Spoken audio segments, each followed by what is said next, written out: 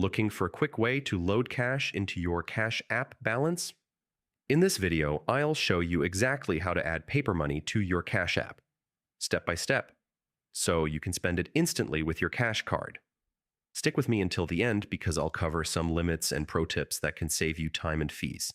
First, open your Cash App and tap the bank icon in the bottom left corner. Select Paper Money, then give Cash App permission to access your location. This will show you a map of nearby stores where you can make a deposit. You can also search for a specific address if you prefer. Popular locations include Walmart, Walgreens, 7-Eleven, Dollar General, Rite Aid, Family Dollar, Speedway, and more. Next, tap the store you want to visit on the map. You'll see its address, directions, and most importantly, your unique barcode. This barcode is what the cashier will scan to load your cash, so keep your phone with you. Now head to the location you selected. At smaller stores, just walk up to the cashier, but at larger retailers like Walmart, you'll need to go to the customer service or money center desk.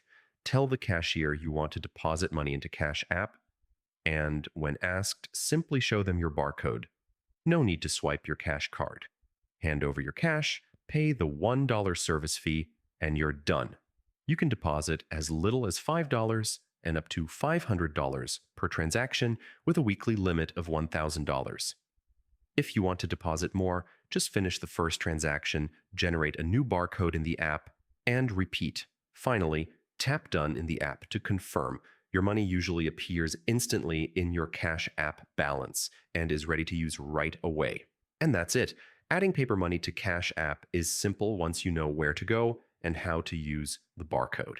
If you found this tutorial helpful, hit like, subscribe, and check the description for more Cash App tips and tricks to save money and avoid fees.